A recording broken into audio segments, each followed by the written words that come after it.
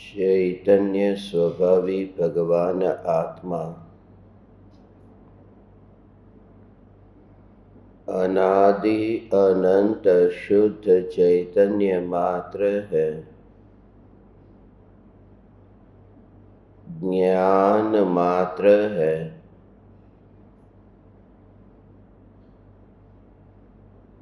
मैं शुद्ध चैतन्य मात्र, ज्ञान मात्र, भगवान आत्मा हूँ।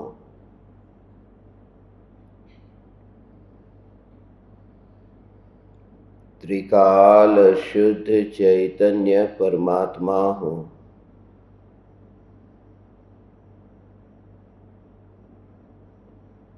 समस्त ऋणानुबंध से न्यारा सत्ता स्वरूप चैतन्य तत्व हूँ।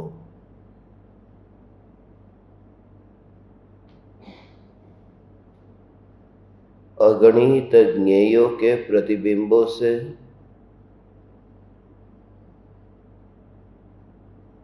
अप्रभावित अनुभूति मात्र चैतन्य परमात्मा मैं हूँ।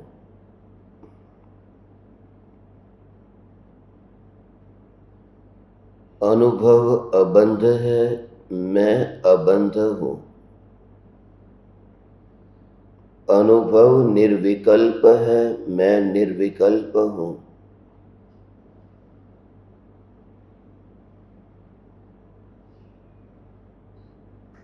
छह द्रव्य के समूह रूप लोक में यह अनुभव कभी मिलता नहीं, मिलने जाता नहीं।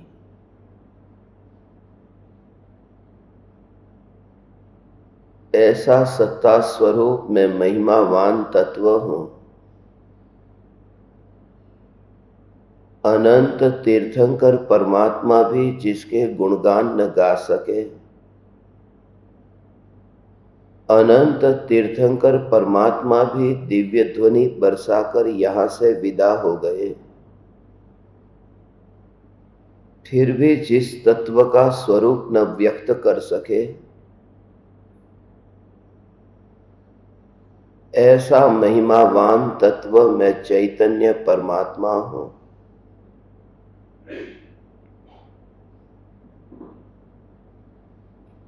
मैं पापी नहीं हूं, मैं दीन नहीं हूं, मैं हीन नहीं हूं।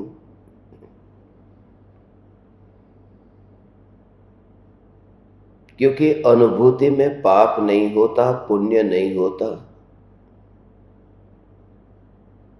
अनुभूति सहज शुद्ध निर्मल है। अनुभूति निर्दोष है, निष्कलंक है।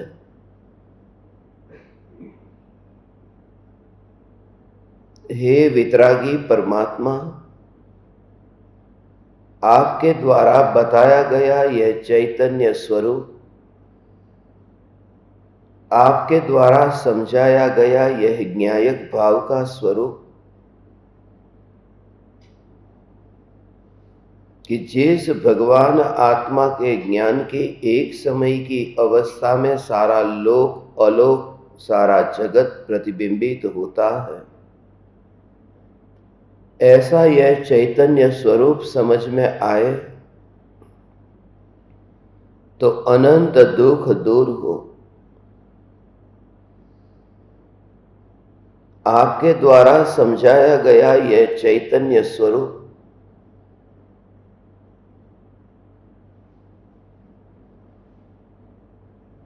अनुपम है, अलौकिक है।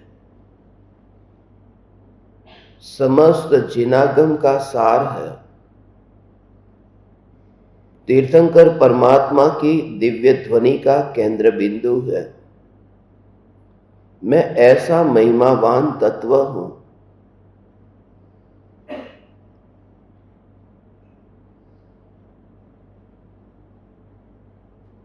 जो प्रवाह में बहा नहीं हूं।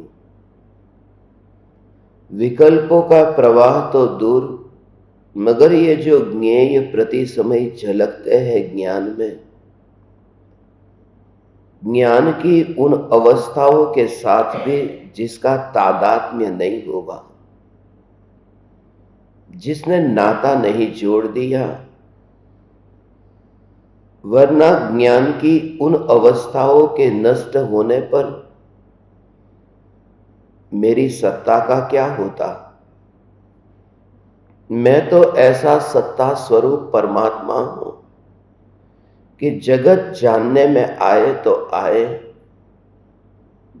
जगत को जानने वाली ज्ञान की अवस्था पलटे तो पलटे, मगर मैं सत्ता स्वरूप हूं। देह भले ही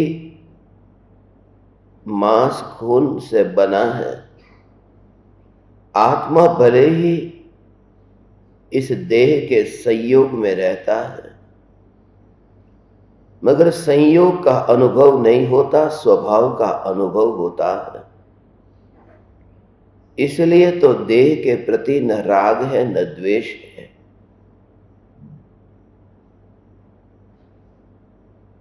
इसलिए अनंत परमाणुओं के वियोग में अनुभूति का वियोग न होने से, स्वयं की सत्ता को देखता होने से निर्दोषता है।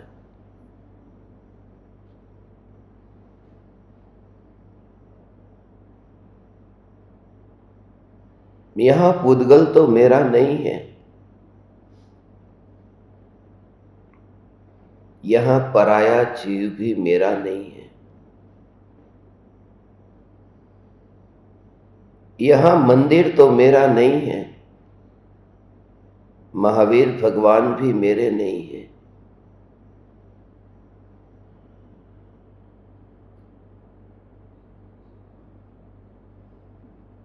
पराया मंदिर हो या पराई मूर्ति हो, दोनों ही जड़ है, दोनों ही अचेतन है, दोनों ही निज स्वरूप के बाहर है। एकमात्र चैतन्य सत्ता, इस सत्ता का इस जगत में कोई नहीं है। जब निगोद में था और अनंत जन्म मरण हुए थे, उस समय कोई मेरे साथ नहीं था।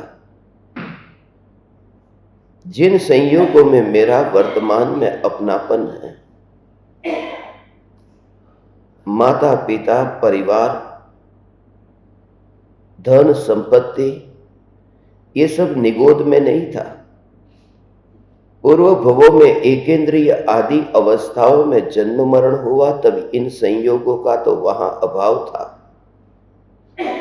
फिर भी मैं वहां जिया न, फिर भी मेरा जानना जानना जानना ये यात्रा तो चलती रही नहीं। फिर भी मेरी ये चैतन्य की जो ये अटूट ये सत्ता है, ये चैतन्य का धागा निगोद में भी कटा तो नहीं था न। निगोद में भी ये चैतन्य का घनपिंड बैर बिखेर तो नहीं हो गया था न। मेरा अस्तित्व जो है वह अस्तित्व एकेंद्रीय आदि अवस्था में भी इस मनुष्य के देह के बिना भी टिका था न। तो वह जो अस्तित्व है,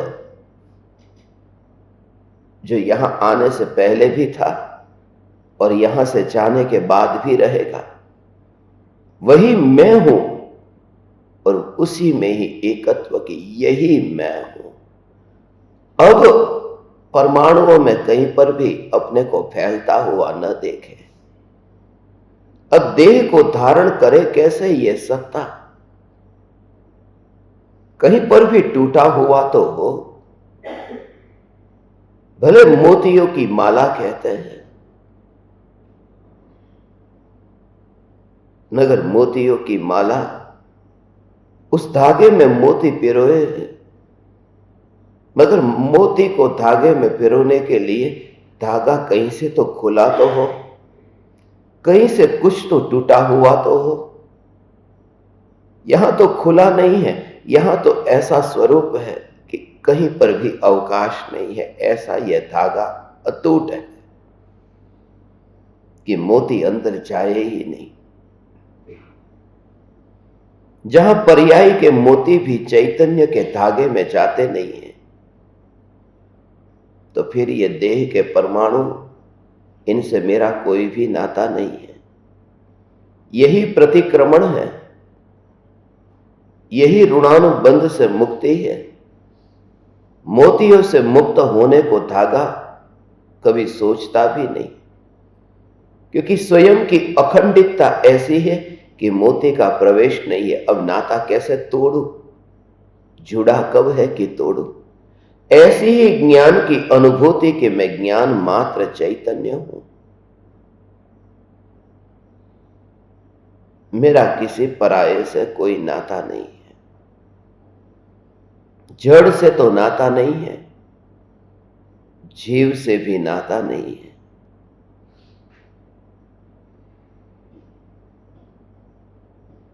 कोई भी जीव हो, उन जीवों से मेरा क्या नाता है। दिखाई देता है, भ्रम होता है। बेटा है, वह बेटा भी आत्मा और शरीर का संयोग है। अकेला आत्मा बेटा नहीं है, अकेला शरीर भी बेटा नहीं है। अकेला आत्मा तो भूत पलित के रूप में दिखाई देता है, कहां से आ गया। अकेला शरीर तो मुर्दे के रूप में दिखाई देता है, जल्दी से भगाओ। मगर आत्मा शरीर का जो ये दोनों का संयोग है, और जब पैदा हुआ तब उसी शरीर में से जन्म हुआ जिस शरीर में एकत्व था। आत्मा और शरीर के योग में ये मनुष्य का देह था। आत्मा और शरीर के योग में ही ये मनुष्य था। गर्भ में से जन्म लेने वाला भी वह है जो आत्मा और शरीर के साथ में है, इसे बच्चा कहते हैं। मगर ये जो परंपरा है, वो परंपरा वहां तक फैलती है, अपना अंश भी दूर दूर तक अपना लगता है। यहां कोई भी जीव मेरा नहीं है, न बाप मेरा है, न बेटा मेरा है। यहां कोई भी जीव मेरा नहीं है, जीव से मेरा नाता नहीं है। उद्गल का नाता टूट जाना ये तो आसान लगता है, मगर जीव से नाता टूट जाए और उसमें भी बेटा और बाप हो तो समझ में भी आए। यहां तो कहते हैं कि हे परम कृपालु देव, आप भी मेरे नहीं हैं, क्योंकि आप भी अंततः तो मनुष्य है, आप भी अंततः जीव है। यहां कोई जीव मेरा नहीं है। आप मेरे नहीं हैं, मेरे गुरु तो सही ना, मगर गुरु किसका हो? जो शिष्य हो उसका गुरु हो। यहां तो चैतन्य सत्ता की बात चल रही है। सत्ता का कोई गुरु नहीं होता, क्योंकि सत्ता किसी की शिष्य नहीं होती। ऐसी अनुभूति मात्र चैतन्य सत्ता, इसी में अपनापन, यही तो गुरु के चरण में शरण में बैठने का एकमात्र प्रयोजन है। हे परम कृपालु देव, आपकी भक्ति करते समय यही भाव आता है। आप मेरे नहीं हैं, आप मेरे नहीं हैं। आपके प्रति भक्ति का जो भाव है, वह भाव भी मेरा नहीं है। इसलिए क्योंकि यह भाव भी आता है और चला जाता है। यह भाव भी सदाकाल कहां रहता है। कभी भक्ति का भाव है तो कभी भोगों का भाव है। यह भाव भी हमेशा कहां रहता है। हे कृपालु देव, आप तो दूर, मगर आप भी जिन्हें भक्ति भाव से नमस्कार करते हैं, ऐसे आचार्य कुनकुन देव भी मेरे नहीं है। क्योंकि आचार्य कुनकुन देव भी आए और चले गए। आचार्य कुनकुन देव का भी जन्म हुआ, मरण हुआ, विदा हुए। आचार्य कुनकुन देव भी मेरे नहीं हैं। जिनसे उन्होंने ज्ञान पाया वे सिमंदर परमात्मा भी मेरे नहीं है। मेरे होते तो यहां होते, इतनी दूरी बनाकर क्यों रखी? मगर यह दूरी है वही तो फासला है। अरे सिद्ध हो चुके महावीर भगवान वे भी मेरे नहीं है, इसलिए सबसे झूठा कोई शब्द है तो मेरा। ये मेरा शब्द सबसे झूठा है कि ये मेरा है। इसलिए तो व्याकरण में तो 6 नंबर पर संबंध नाम का विभक्ति कारक, ये 6ठे नंबर पर विभक्ति है संबंध, मगर षट कारक में संबंध नाम के कारक को लिया नहीं है। इसलिए नहीं लिया क्योंकि संबंध नाम का कारक मैच नहीं होता है। कर्ता है, कर्म है, करण है, संप्रदान है, अपादान है, अधिकरण है, बस, मगर संबंध नहीं है। क्योंकि यह वस्तु स्वरूप ऐसा है कि एक द्रव्य का दूसरे द्रव्य के साथ में संबंध होता है, एक द्रव्य का दूसरे द्रव्य के साथ संबंध होता है, मगर यहां पर मैं 2 नहीं हूं, मैं तो एक हूं, इसलिए संबंध घटित ही नहीं हो पाता। मेरा मेरे साथ क्या संबंध है, ये बात ठीक नहीं लगती। बाप का बेटे के साथ क्या संबंध है तो ये समझ में आता है, बेटे का बाप के साथ क्या संबंध है ये समझ में आता है, मगर मेरा मेरे साथ क्या संबंध है। संबंध तो बंध हुआ, बंध तो 2 के बीच में होता है, अकेले में बंध हो कैसे। और मैं एक हूं, इसलिए तो अबंध हूं, इसलिए तो ऋणानुबंध से मैं मुक्त हूं। इस स्वरूप में अंतर में जाए तो इस वर्ष के अंत तक वह दशा आए बिना न रहे। अब उस सम्यक दर्शन का जन्म हुए बिना न रहे। अब जीवन की शुरुआत हो, अब नया जीवन मिले तब पता हो कि नया नहीं मिला, यहीं से ही तो जीवन की शुरुआत हुई। ऐसी चैतन्य चैतन्य चैतन्य की मस्ती भगवान, ऐसा त्रिकाल ध्रुव चैतन्य परमात्मा कि महावीर भगवान में भी अब रस नहीं रहा। सब जानता है, उपकार है गुरुदेव का, कृपालु देव का, कुंद कुंद आचार्य का, सिमंदर परमात्मा का, महावीर भगवान का, ये सब जानता है, मगर भीतर में यह जागृति है,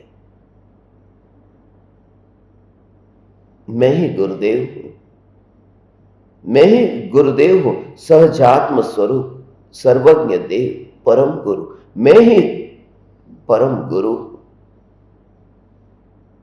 मैं ही कृपालु देव हूं। देखिए कृपालु देव कौन है? अनंत पर्याय जिसका आश्रय लेकर के माला माल हो जाती है, यह ज्ञायक देव। कृपालु देव से महिमावान मैं हूं। मैं कृपालु देव नहीं, मगर कृपालु देव से भी अधिक महिमावान मैं ज्ञायक देव हूं।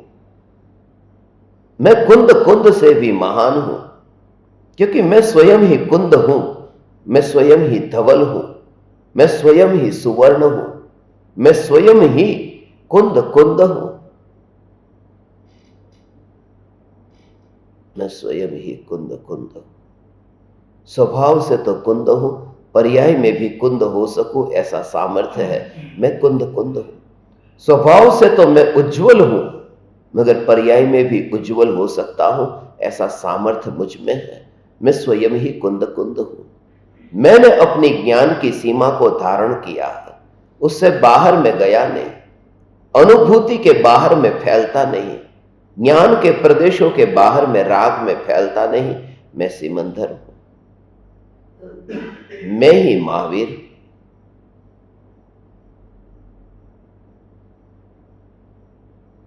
इस स्वरूप के गुणगान गाकर के महावीर भी यहां से विदा हो गए, टिक न सके।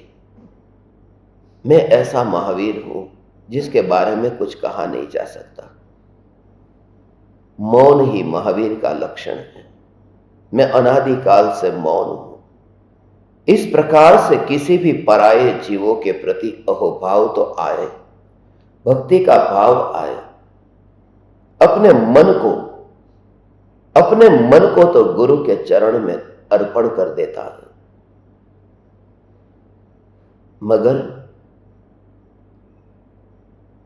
अपने उपयोग को उपयोग में समर्पित करता है, उपयोग उपयोग में रहता है, उपयोग उपयोग में रहता है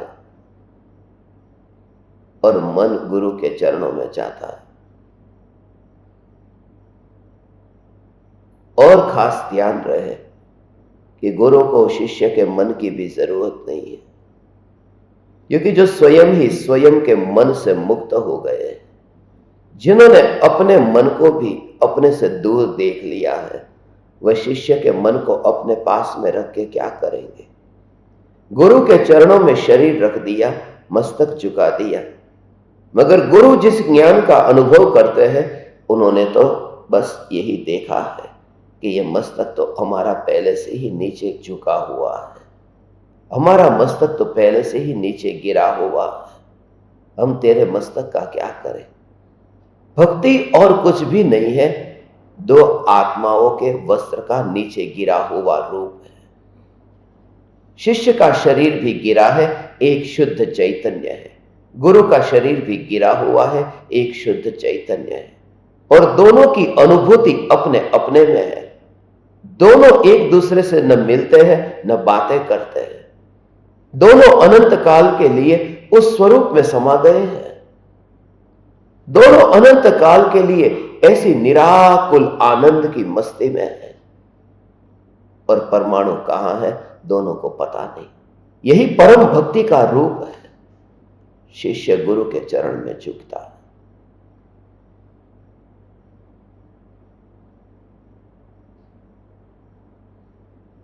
क्या आपके चरणों में मैं अर्पण करूं? तन मन धन नहीं, तीनों योग।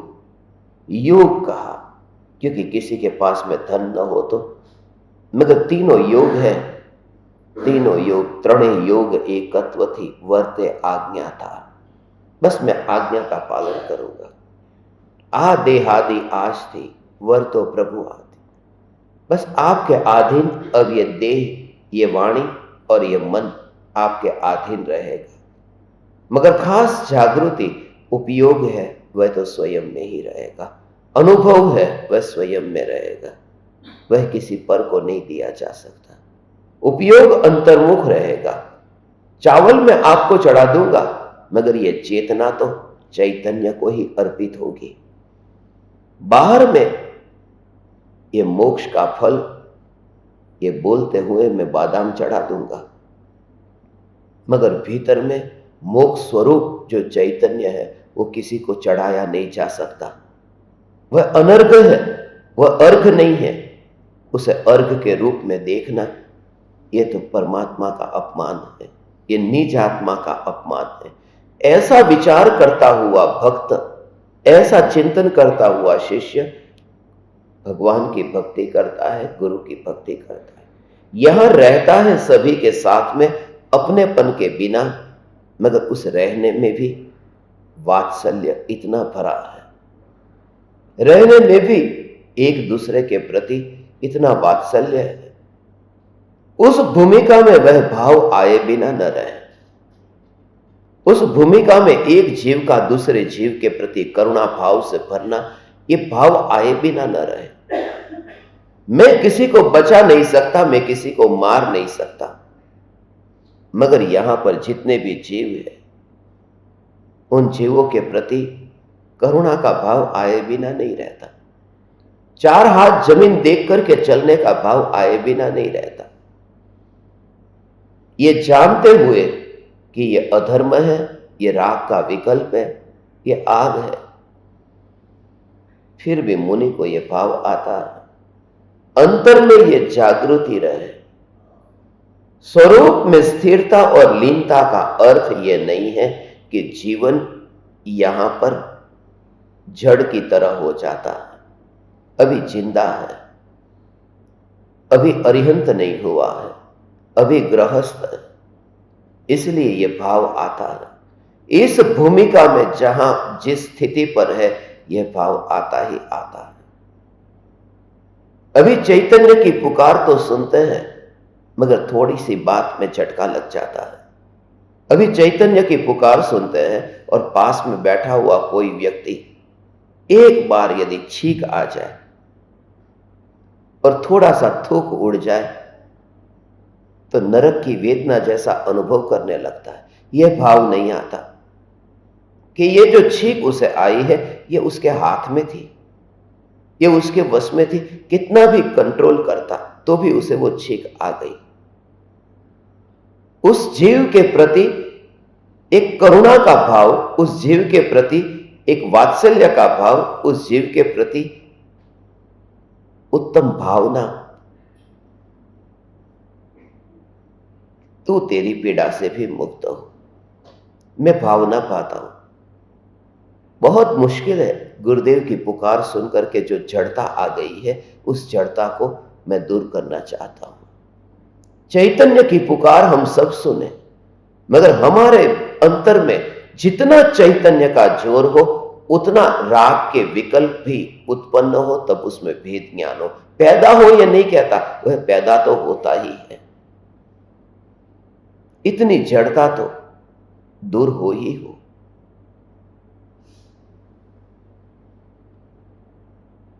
इतना वात्सल्य से भरा हुआ हमारा जीवन हो।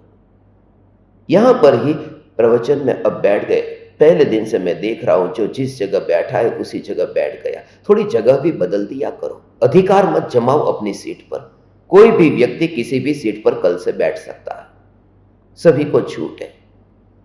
एक ही जगह पर जो बैठे हुए हो वहां से अधिकार हटा दो, आपकी जगह है, ये बात छोड़ दो। इतनी सहजता रखो, वरना उसमें भी पकड़ इतनी हो जाएगी कि यहां कोई दूसरा बैठ नहीं सकता। मैं तो इस जगह को खाली करके भी किसी को देने को तैयार हूं। मेरे आने से पहले कोई बैठ तो जाए, मैं तैयार हूं। छोटी छोटी बातों में भोजन की कतार में आप खड़े हैं, कोई थोड़ा सा आगे गया, थोड़ा, इतना वात्सल्य हम में, इतना वात्सल्य हो, एक एक जीव के प्रति ऐसा वात्सल्य हो कि चाह तो 2 मिनट पहले 2 मिनट बाद में क्या फर्क पड़ेगा। इस प्रकार से और कोई उपकार नहीं करते हो कि जहां चैतन्य की मस्ती चल रही है वहां इन क्रियाओं का मोल नहीं रहा, इसलिए सहजता आ गई। जहां मैं अपने ही आनंद में मस्त रहता हूं वहां फिर मुझे फर्क नहीं पड़ता। इसलिए तो फकीर की तरह जीवन हो जाए, एक जीव दूसरे जीव का। इसलिए तो साधु होकर के भी जो वैयावच्य का भाव आता है वो आए ही आए, मुनि को तो आए ही आए। अब मुनि की भूमिका में भी वह भाव आता है, तो मैं गृहस्थ को भी, एक को खांसी आ गई जोर से कि दूसरे को लगता है कि बस ये कहां पास में बैठा है।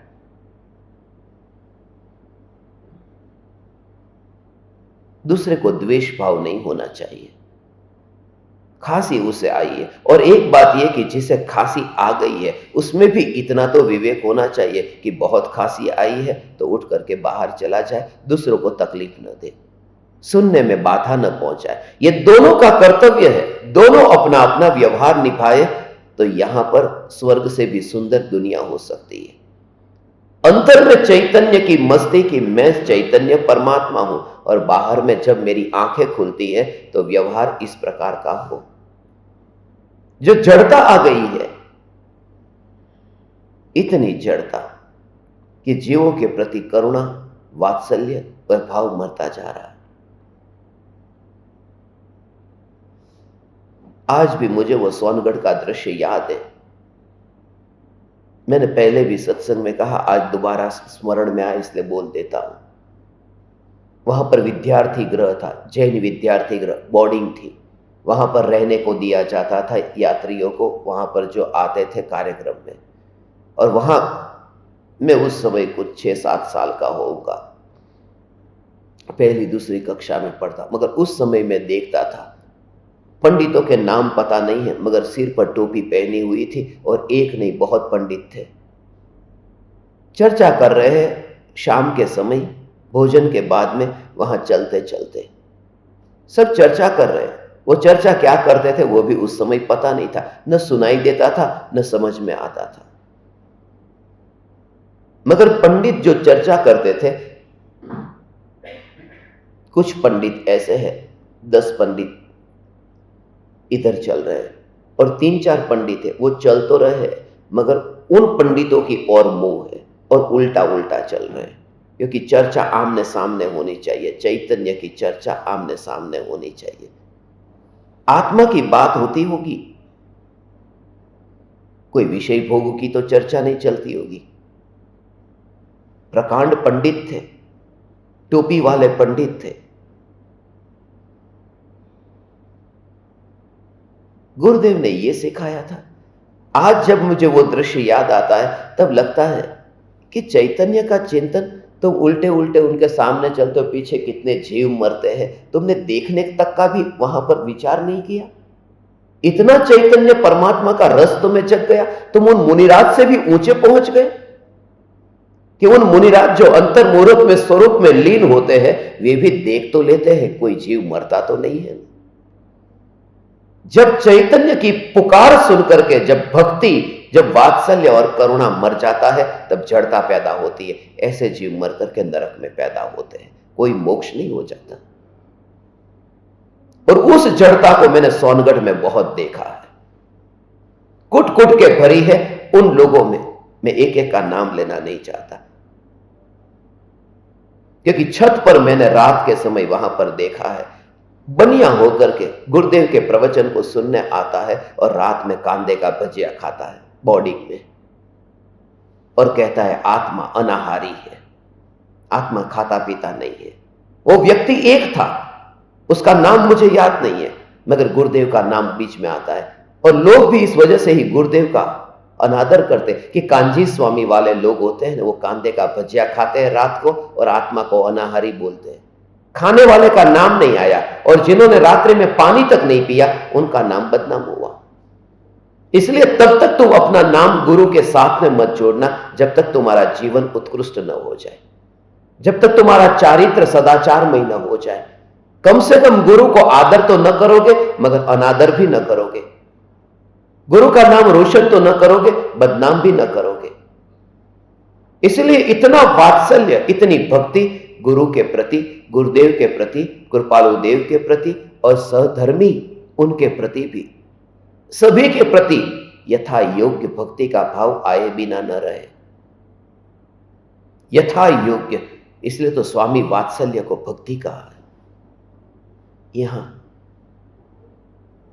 यही कारण है कि हम सभी जीवों का आज जिस पर हमें चर्चा करनी है, 642 हो गई पता भी न चला। आज जिस पर हमें चर्चा करनी है उस पर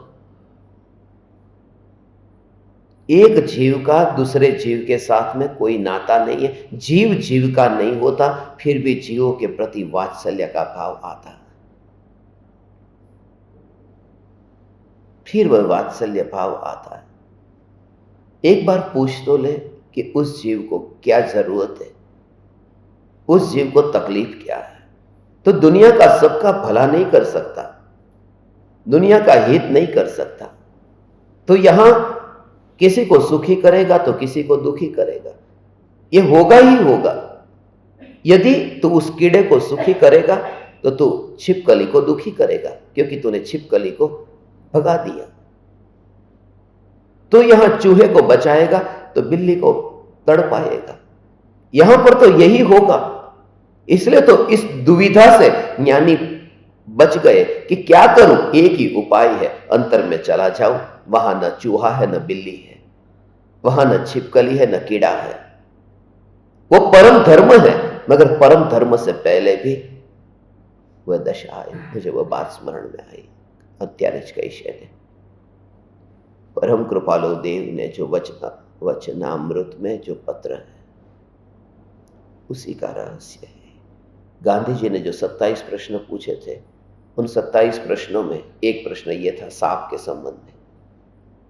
वो कृपालु देव का, वो निश्चय व्यवहार का ऐसा संगम है, ये संगम है, ये सत्संग है। इसलिए ये सब एक साथ में ऐसा समझ में आता है। यहां सब कुछ हो, ऐसा चैतन्य चैतन्य चैतन्य। सांप जो करड़वा आवे तो इन्हें मारो कि नहीं। सांप यदि काटने आए तो उसे मारना या नहीं मारना। कृपालु देव ये नहीं कहते हैं, मत मारना ये कहा ही नहीं, नहीं मारना चाहिए ऐसा नहीं। कृपालु देव कहते हैं कि जिसे देह के प्रति प्रीति कम हुई है, वह जिसे देह के प्रति प्रीति अधिक है, उसे कैसे मार सकता है। सीधी बात, आपकी सरल भाषा में कि मैंने बरसों तक प्रवचन सुना है, इस देह का मोह मुझे कम हुआ। अब सांप है, उसने कोई प्रवचन नहीं सुना, उसे देह का मोह कम नहीं हुआ। तो सीधी बात है, सांप काटेगा तो मैं मरूंगा, या फिर मैं सांप को मारूं तो सांप मरेगा। तो सांप मरेगा तो उसको मोह ज्यादा है, क्योंकि उसने कुछ सुना नहीं है, तो उसकी पीड़ा भी ज्यादा होगी, क्योंकि जहां मोह ज्यादा है वहां पीड़ा ज्यादा है। मैंने सुना है प्रवचनों को, इसलिए मेरा मोह कम है, तो सांप जब मुझे काटेगा तो मैं मरूंगा, तो मेरी पीड़ा उससे तो कम होगी, क्योंकि मोह कम है। तो कृपालु देव ये कहते हैं, जहां कम पीड़ा हो ऐसा काम करना।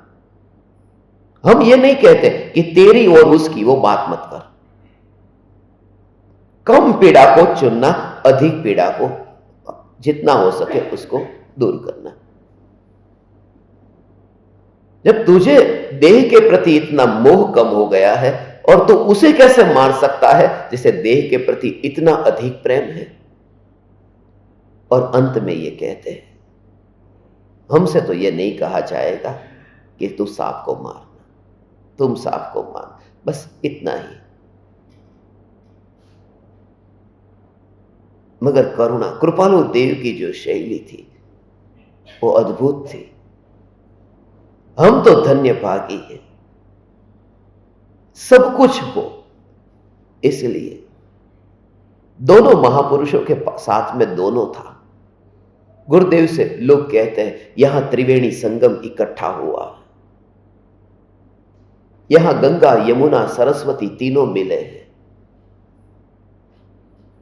लोग कहते हैं कि गुरुदेव से आपने निश्चय सीखा और कृपालु देव से व्यवहार सीखा। क्या मूर्खता भरी बातें करते हो। गुरुदेव से निश्चय, क्या गुरुदेव के पास व्यवहार नहीं था कि मुझे सीखने को न मिले।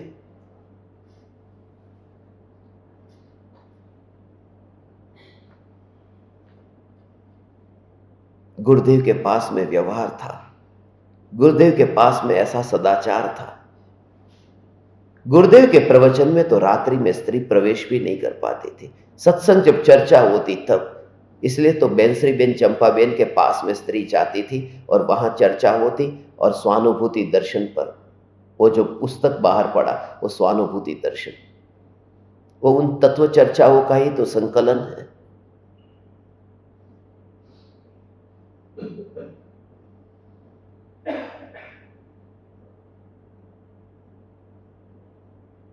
उसमें अपार अपार अपार भक्ति। कल रात्रि में मेरे कहने पर भी एक बहन जी बहुत भक्ति भाव से आए, दूर से आए। उन्होंने कहा, मुझे आपका पैर छूना था। छूने दो, मेला मत करो ये सब।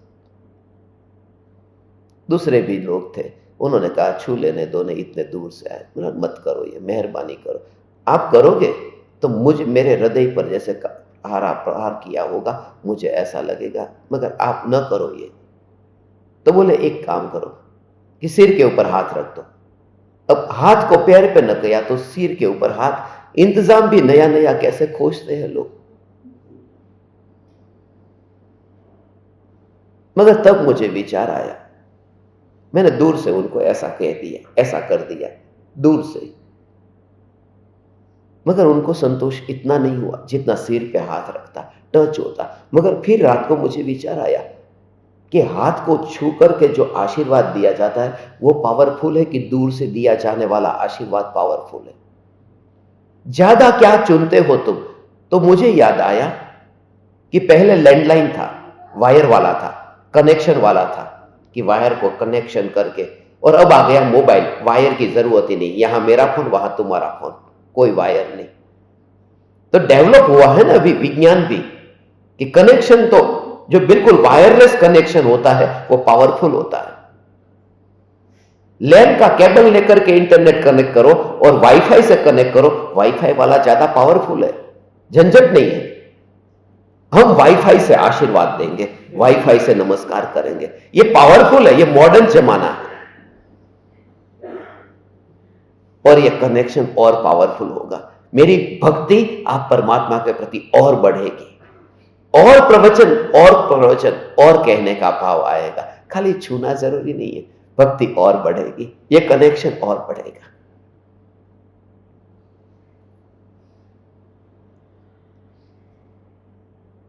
यही तो कारण है कि कृपालु देव का देह भी आज नहीं है, मगर कनेक्शन जो है वो बहुत पावरफुल है,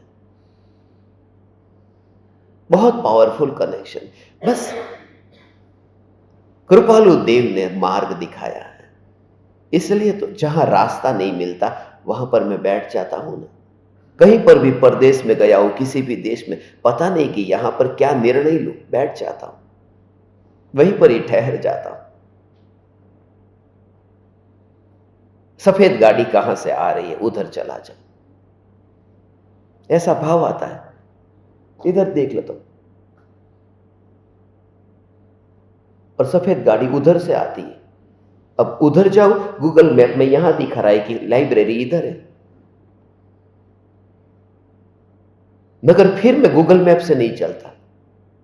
जब अंदर से ऐसा भाव आया, एक जगह नहीं बहुत बार हुआ, गूगल मैप से फिर नहीं चलता, फिर मैं उधर ही जाता हूं। और वहां जब जाता हूं और पहुंचता हूं तो लाइब्रेरी वहां होती है, और वहां बाहर लिखा होता है न्यूली ओपन। वहां का जो था एड्रेस चेंज हो गया, गूगल पर अपडेट नहीं हुआ, वहां नहीं आया, वो असली जगह पर पहुंच गया मैं। कृपालु देव साथ में नहीं है मगर हृदय में है, इससे अधिक और क्या चाहिए।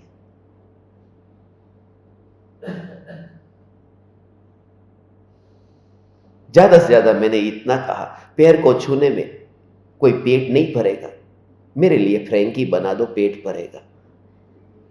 करो ना भक्ति, भक्ति करने के प्रकार बहुत है। कचौड़ी बना दो, समोसा बना दो, पराठा भाजी बना दो, छोले पूरी बना दो, राजमा बना दो, मैं भी आपके लिए दाल बना दूंगा। वात्सल्य हो बस, मगर वात्सल्य में भेद ज्ञान भी हो, ये बैलेंस बना रहे। और यदि ये हो न तो कृपालु देव के मार्ग में फिर मौन हो जाने में देर नहीं लगेगी।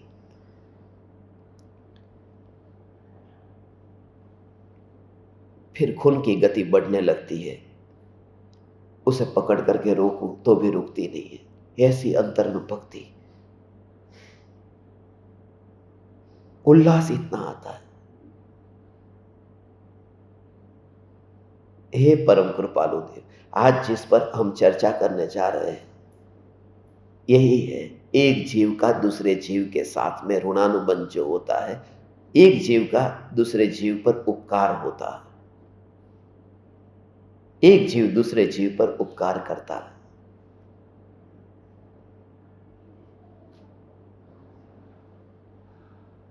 तत्वार सूत्र का सूत्र है, ऋणानुबंध के संबंध में तत्वार सूत्र के इस सूत्र को मैंने चुना।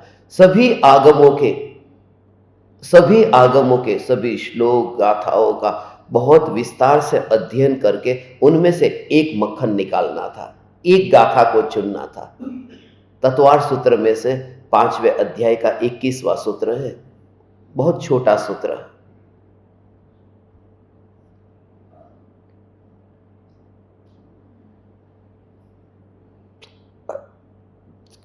जीव का उपकार, परस्परोपग्रहो जीवानाम, बस इतना सूत्र है। 357 सूत्र है तत्वार सूत्र में। रोज का एक पढ़े बस पर्याप्त है।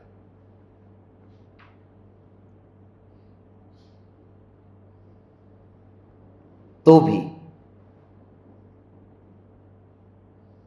एक साल में पूरा हो जाएगा। 357 साल के 357 दिन होते हैं ना, पूरा हो जाएगा। साल में तो 357 नहीं, 365 दिन होते हैं। ऐसा मुझे किसी ने कहा था, जैसे आपको भी विचार आया होगा कि 357 कहाँ होते। तो मैंने उनको कहा कि वो 8 दिन तो जो तेरे पर्युषण के आते उसमें तो क्रियाकांड करेगा नहीं, इसलिए 357 दिन का ये 357 सूत्र काफी है। 8 दिन वो छोड़ दे तो तेरे पर्युषण के। मुंबई में पढ़ा था तो ऐसा, क्योंकि श्वेतांबर लोग ज्यादा थे 8 दिन के पर्युषण वाले। परस्परोग्रहो जीवाना, जीवों के परस्पर में उपकार है।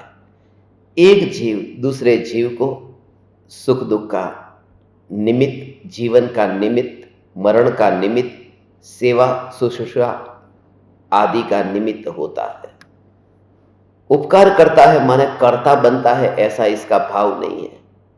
उपकार करता है माने एक दूसरों में निमित्त बनता है, और जहां निमित्त बनता है वहां उस हिसाब से व्यवहार भी होता है, इसलिए ये कहा।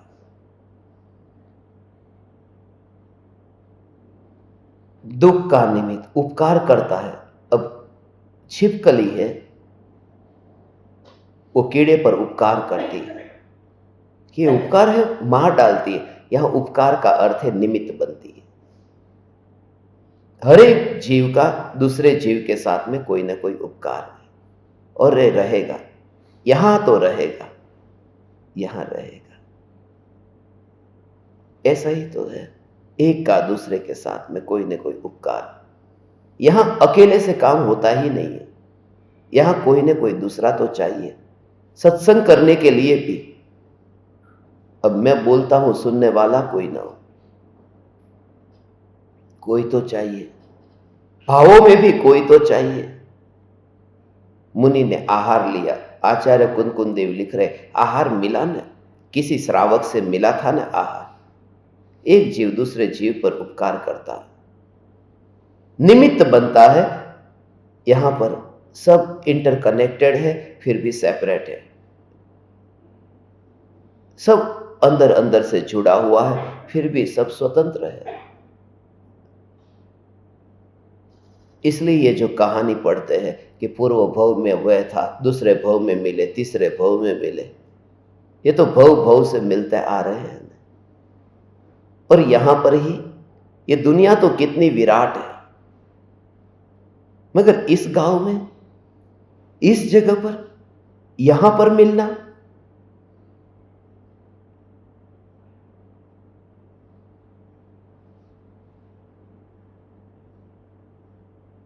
ये कुछ न कुछ भविष्य के संकेत है।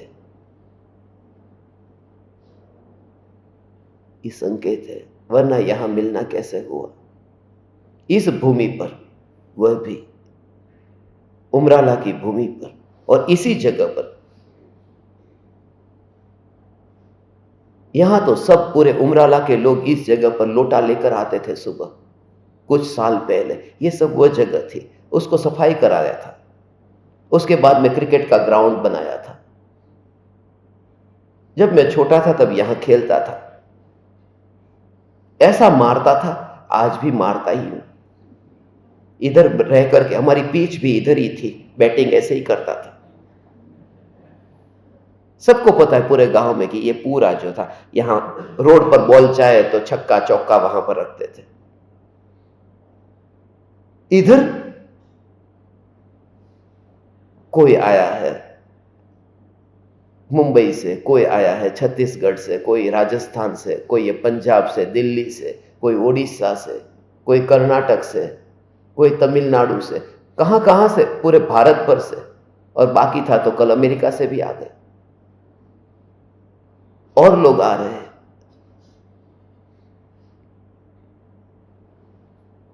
इस भूमि पर क्यों मिलना हुआ? परस्परोग्रहो जीवाना, कुछ भविष्य में ऐसा होना है तो यह सब घटना भी निमित्त बनती है, निमित्त बनती है। पूरे उमराला के इतिहास में आज तक कभी नहीं हुआ कि इतने राज्य के लोग एक ही गांव में इकट्ठे हुए हो किसी भी निमित्त से। तो ये मिलन कैसे हुआ है? ये सब औपचारिकता थी कि थोड़े इधर उधर पैदा हो गए सब। ये विचार करो ने, कैसे कर्म के उदय।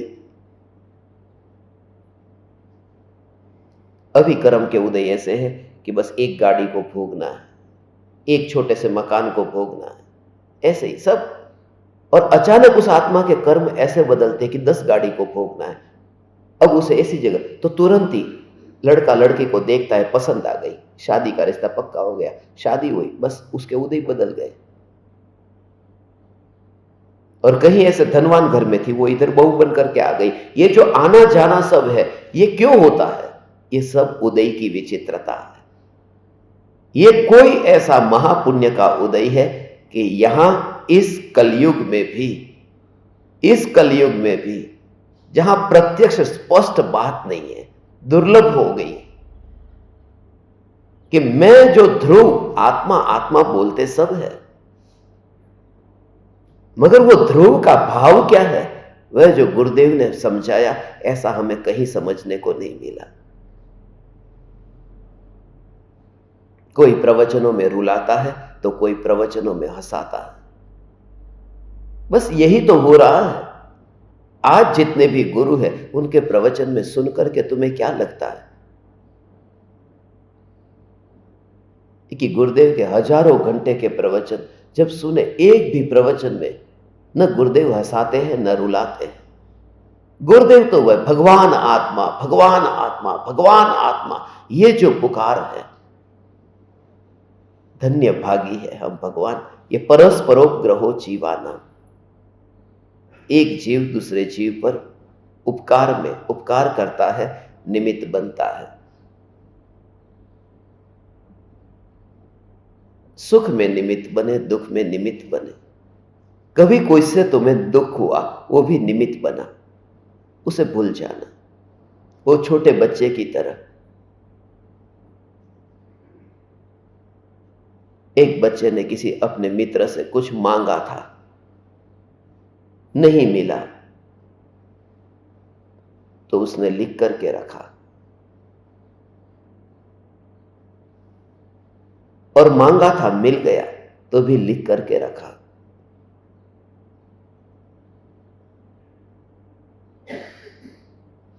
जो नहीं मिला उसे लिख करके रखा मिट्टी के ऊपर, और जो मिला था उसे लिख करके रखा पेड़ की जड़ के ऊपर उंदवा करके। इसलिए क्योंकि ये थोड़ी देर में ही मिट जाए, उसको याद नहीं रखना है। मिट्टी पर लिखा हुआ थोड़ी देर इधर उधर मिट्टी हो गई, पता नहीं। जब नहीं मिला उसकी लंबी शिकायत न रहे, मिला है उसे मैं कभी न भूलूं। और कृपालु देव ने जो दिया है उसे तो मैं हृदय के अंदर टंकोत्कीर्ण कराऊं तो भी कम है। इसलिए तो समय सार की स्तुति में ही आता है ना, बनाओ पत्र कुंदन ना रत्नो ना अक्षरो लखी, तथापि कुंद सूत्रो ना अंकाए मूल्य ना कदी। ये ऐसे में टंकोत्कीर्ण करो। और किसी ने यदि वो समय सार शास्त्र मुझसे छीन लिया, मैं पढ़ रहा था, उसके प्रति वात्सल्य से भरूं, तेरा भी कल्याण हो, तू भी स्वरूप में लीन हो, तू भी पाए इस चैतन्य की पुकार को, तू भी पाले। अभी आज के इस दिन बहुत दिन से इंतजार कर रहे थे। आज तो मोटा भाई ने कहा है, गांव में जाने की यात्रा, जो उमराला गांव में जो जाना है, उमराला दर्शन, मुंबई दर्शन, दिल्ली दर्शन लोग करते हैं ना बस में बैठ करके। हम यहां से 11 नंबर की बस में बैठेंगे, और 11 नंबर पता है, हाँ, दोनों पेयर से। तो 11 नंबर की बस में बैठ करके यहां से फिर 3 जगह पर जाना था। एक गुरुदेव का जन्म स्थान, एक गुरुदेव का जहां पढ़ाई हुई वह स्थान, और फिर गुरुदेव ने दीक्षा ली। उसके पीछे भी बहुत गहरा भाव है, ये जो तीनों को चुना है। उस समय मैं रहूं न रहूं, तब तक का भी क्या भरोसा। इसलिए अभी ये बात तो बता ही दूं कि गुरुदेव का आगमन हुआ था, इसलिए गुरुदेव के जन्म स्थान को चुना है। और कृपालु देव ने दो बातें कही है, एक शुष्क ज्ञान और एक क्रियाजड़। तो शुष्क ज्ञान जो गुरुदेव ने पाया था वो जगह सब्जी मंडी है, धूड़ी निशा कि जहां खाली बाहर का ज्ञान पाया था। और क्रियाजड़ वो जो दीक्षा ली थी वो जहां उस जगह पर जाएंगे तो दो जगह को खास चुना है। तीन जगह पर आज हमें भोजन के बाद में निकलना है, तात्कालिक भोजन के बाद में निकलेंगे तो सब जगह पहुंचेंगे। मगर तीन जगह जब मैंने चुन ली थी, किसी ने मुझे एक और जगह कहा और वो ऑप्शनल है। सबकी भावना थी कि जहां पर आपका जन्म हुआ है वो घर यहां पर है, तो जिनको आना है तो वहां पर आना। वहां बचपन में क्या होता था वो मैं बताऊंगा। तो चौथी जगह, वैसे तो सब लोग आए होंगे, कौन कौन आए हैं उस कमरे में जहां मेरा जन्म हुआ है? आए हैं ना? तो ये तो सब आए, अब ले जाने की जरूरत नहीं। तो ताजमहल देखने एक बार जाते हैं, बार बार थोड़ी जाते। मगर ये ताजमहल नहीं है, ये कब्र नहीं है। उस भूमि पर भी ऐसे वाइब्रेशंस है कि इसलिए वाइब्रेशन है क्योंकि उस भूमि पर गुरुदेव और कृपालु देव के क्या भाव आते थे मुझे बचपन में, 1 साल 2 साल की उम्र में, बचपन का माहौल। तो वहां पर कुछ बातें जो मुझे कहनी, आज दोपहर में अपन जाएंगे सब और वहां पर सत्संग भी करेंगे। एक उल्लास पर ही हमारी यात्रा हो जाएगी उमराला की। और फिर शाम को 4 बजे फिर अपन बैठेंगे। जो अभी ऋणानुबंध का फोन आप सबका मुझे लेने का है वो तो लेना ही है, वो तो पक्का लेना है। कल किस किस ने हाथ ऊंचा किया था फोन देने के लिए? बहुत अच्छा, दे देंगे ना पक्का? हाँ, सच्चे दिल से कहते हैं ना? ठीक है, आपका तो नहीं लूंगा, डिलीट करूंगा। इतने ज्ञान दीपकों का कांटेक्ट अंदर सेव किया हो, 415 ज्ञान दीपक, उसमें मेरा ही नुकसान है। मगर भगवान ऐसी अंतर में चैतन्य चैतन्य चैतन्य की मस्ती। कल तो ज्ञान दीपकों का उद्घोष भी होना है, तो और भी बहुत कुछ आज बिजी रहेंगे। ये ज्ञान दीपक भी, नए नए ज्ञान दीपक जुड़ेंगे। तो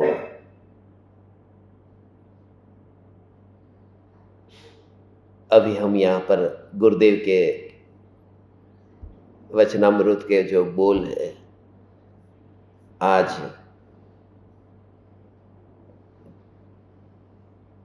23वीं साल की 23 तारीख है, 23-23 का संगम है।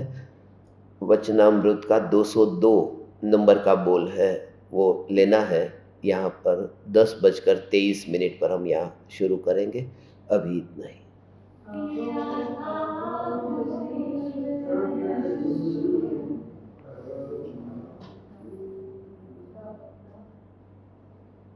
किया था पूर्व में बंधन, बताया मार्ग अवलोकन, दिखाया आपने गुरुवर, मुझे मेरा ही परमात्म, मुझे तो आपकी गुरुवर वो दृष्टि याद आती है, गुरुवर के मुख का, क्योंकि मुझको याद आती है।